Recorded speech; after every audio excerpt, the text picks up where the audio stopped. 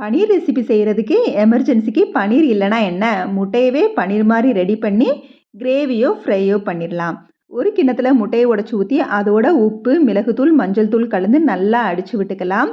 இன்னொரு கிண்ணத்தில் நல்லா ஆயில் ஃபுல்லாக அப்ளை பண்ணிவிட்டு நம்ம கலந்து வச்ச முட்டையை அதில் ஊற்றி ஸ்டவ்வை ஆன் பண்ணி கடாயில் கொஞ்சம் தண்ணி ஊற்றி நம்ம கலந்து வச்ச முட்டை கிண்ணத்தை அதில் இறக்கிக்கலாம்.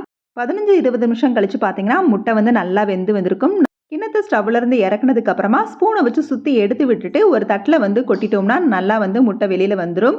அதை நம்மளுக்கு தேவையான ஷேப்பில் கட் பண்ணி கிரேவியோ ஃப்ரையோ பண்ணிடலாம். நான் இன்றைக்கி ஹாப்பிமா சிக்கன் ஃப்ரை மிக்ஸ் இருந்துச்சு, அதை கொஞ்சமாக போட்டு அதை நல்லா தண்ணி ஊற்றி கலந்து எடுத்து நான் இன்றைக்கி நீள நீளமாக கட் பண்ணி வச்சுருக்க முட்டை, அதாவது பன்னீர் ஸ்டைலில் கட் பண்ணி வச்ச முட்டையை அதில் நல்லா பெரட்டி எடுத்து தோசை தவாவில் கொஞ்சமாக எண்ணெய் ஊற்றி நம்ம கலந்து வச்ச அதை பன்னீர் ஸ்டைல் முட்டையை அதில் சேர்த்து விட்டுட்டு பெரட்டி எடுத்தோம்னா சூப்பரான பன்னீர் ஸ்டைல் முட்டை ஃப்ரை ரெடி.